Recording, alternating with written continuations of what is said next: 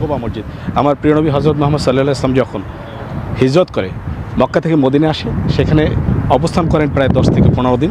এরপরে এই রাস্তা ধরে তিনি যান মদিনার উদ্দেশ্যে, এবং পথিমধ্যে আমরা একটা إكسير وغالي أنت مصباح الصدور طلع البدر علينا من ثنيات الوداع وجب الشكر علينا ما دعا لله داع أشرق البدر علينا واختفت منه البدور مثل حسنك ما رأينا قد